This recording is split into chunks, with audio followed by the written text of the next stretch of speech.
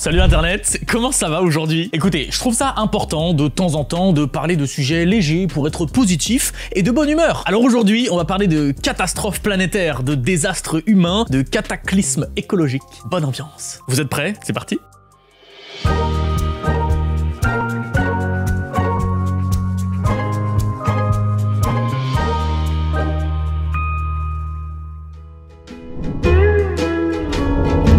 Numéro 7, la catastrophe de Probo Koala. On commence fort avec l'affaire du Probo Koala. D'ailleurs, petit sondage, qui était né en 2006 ici? Moi perso, j'avais 15 ans et bizarrement, je me souviens pas très bien de cette histoire qui a beaucoup tourné dans les médias. Voici le Probo Koala. C'est un navire vraquier, donc un bateau qui transporte des marchandises en vrac. Du charbon, du grain, du sable, des graviers, pas tout en même temps j'espère. Construit dans les années 80, il a fait le tour du globe en long, en large, en travers avant notre petite histoire. Juillet 2006, le bateau se trouve dans le port d'Amsterdam où il cherche à se débarrasser de ses déchets toxiques accumulés, un mélange de pétrole, de soude, etc. Le prix pour un tel nettoyage étant très élevé en Europe, les déchets sont remis dans le bateau, qui se dirige alors vers l'Estonie, puis le Nigeria et enfin la Côte d'Ivoire. Et c'est là qu'environ 600 tonnes de déchets hautement toxiques sont déversés par camion un petit peu partout dans la ville d'Abidjan au hasard des déchetteries qu'ils croisaient sur leur chemin. Ah, c'est sûr que ça coûte moins cher qu'en Europe, hein. Après évidemment au niveau vie humaine, faut pas être trop regardant. Ça a été un véritable drame. Des gaz mortels émanant des différents sites de décharge empoisonnent la population. 17 personnes vont en mourir, plus de 40 000 vont tomber gravement malades. Aujourd'hui, le chiffre se rapprocherait plutôt des 100 000 d'ailleurs. Moi, ça me dépasse, hein. Des gars se sont vraiment dit « Mais t'inquiète, on décharge tout tranquille, on s'en va, c'est pas bien grave. » Le culot qu'ils ont eu.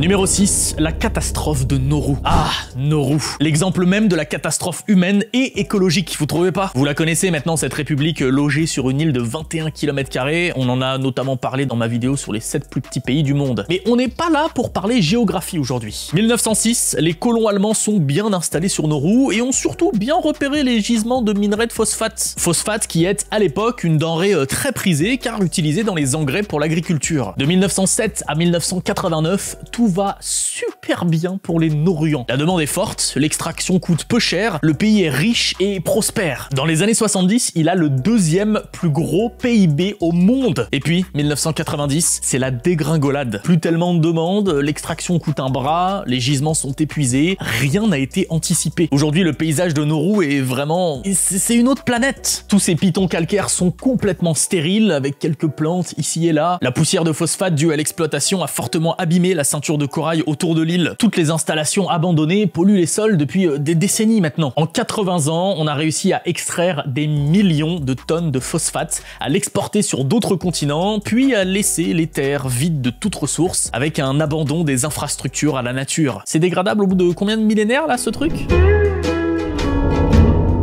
Numéro 5, la catastrophe du pétrole. Ah, les bateaux pleins de pétrole qui se cassent en deux au milieu de l'eau, les oléoducs qui décident de déverser leur contenu dans la neige, les plateformes pétrolières qui se fracassent au fond de l'océan. Il y a tellement eu de pollution au pétrole que je vous ai concocté une petite sélection de cas moins médiatisés que l'Erika. 1972, le pétrolier Sea Star qui s'est pris un autre navire, le Horta Barbossa, en pleine poire. La coque était aussi déchirée que les étudiants le jeudi soir. 115 000 tonnes de pétrole se sont déversées dans la mer d'Oman, telles des vomito dans le caniveau. Le naufrage de l'Exxon Valdez en 1989 allie échouage sur un récif et déchirure de la coque. 40 000 tonnes de pétrole lâchées sur les côtes alaskaines. En mars 1991, c'est un pipeline qui pète à côté de Grand Rapids et qui lâche quasiment 6,5 millions de litres de pétrole brut. 300 personnes évacuées, un cauchemar écologique. La seule bonne nouvelle étant que c'est arrivé en plein hiver, la proche rivière étant gelée, il a été plus facile de nettoyer la zone. Ça a quand même mis plusieurs mois. Au large du Brésil, c'est une plateforme pétrolière qui explose et coule en mars 2001, provoquant la mort de 11 personnes. Et en plus d'avoir maintenant une énorme masse de métal au fond de l'eau, l'océan compte 1500 tonnes de pétrole brut en plus. Les poissons doivent apprécier. Des accidents comme ça, je pourrais vous en citer par centaines. On entend souvent parler de nouveaux cas aux infos, mais c'est toujours aussi dramatique à chaque fois.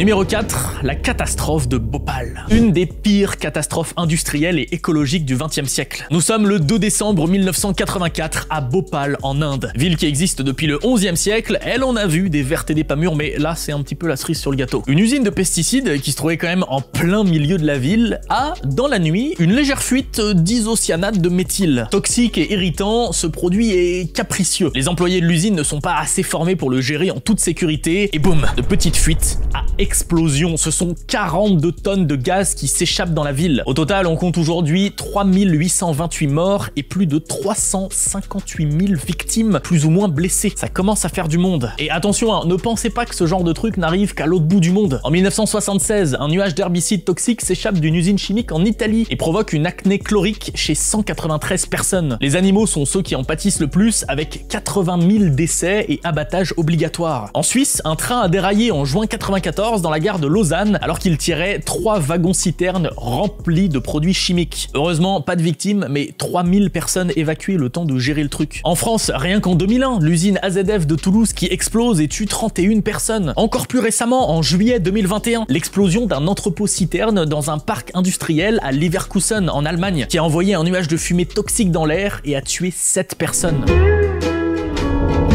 Numéro 3, la catastrophe de Baia Mare.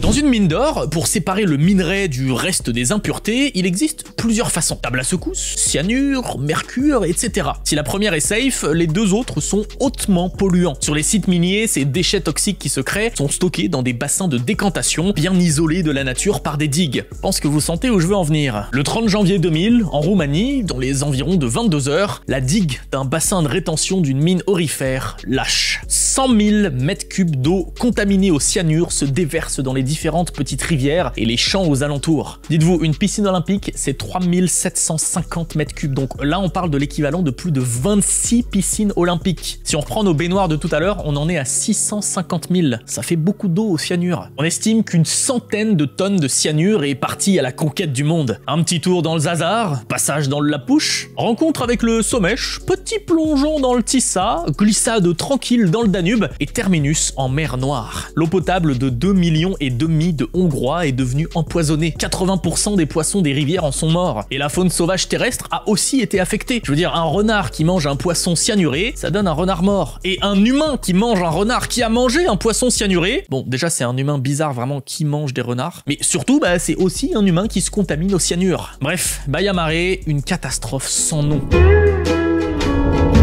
Numéro 2, la catastrophe de la cascade des 7 chutes. Avant-dernière catastrophe, mais terrible quand même. On pourrait croire qu'elle n'a pas le sensationnel des autres, mais c'est ça qui la rend d'autant plus catastrophique. Allez, petit quiz, quelle est la chute d'eau la plus importante au monde? Même si je sais que c'est hyper subjectif et que ça dépend si on parle de taille, de hauteur, de largeur, de débit, mais peu importe, la question est assez claire, les propositions ne peuvent laisser aucun doute. Les chutes du Niagara en Amérique du Nord, réponse A. Les chutes Victoria en Afrique, réponse B. La cascade des 7 chutes en Amérique du Sud, réponse C. Ou les chutes de Koné en Asie, réponse D. Vous souhaitez faire un appel à un ami peut-être? Allez-y, y a pas de problème, j'attends. Excusez-moi. Oui?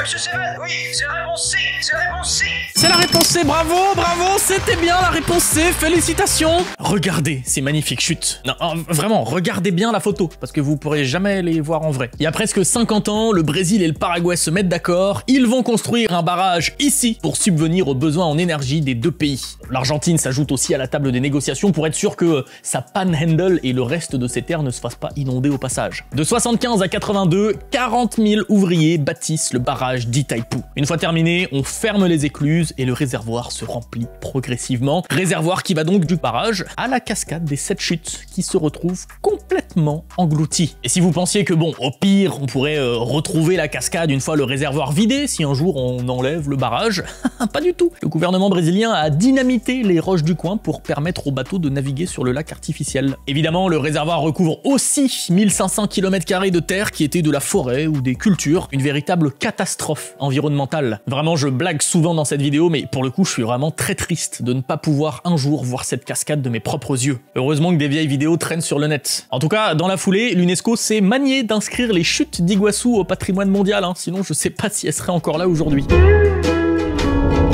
Numéro 1, la catastrophe de Silampur. On va parler d'une situation catastrophique plus que d'un événement catastrophique. Les ruelles de Silanpur. Silanpur est un quartier de Delhi, la capitale indienne, et surtout Silanpur est un cimetière d'appareils électroniques. Dans cette déchetterie en plein air se prélassent téléphones, ordinateurs et autres produits électroniques désormais méconnaissables. Le journal The Hindu nous disait en 2019 que 50 000 personnes gagnaient leur vie en récupérant les métaux de ces déchets électroniques. Plomb, cuivre, aluminium, laiton, argent, or, tout est récupéré et revendu. Sur le papier, on peut se dire que super, non? Franchement, on parle de recyclage, c'est top. Non.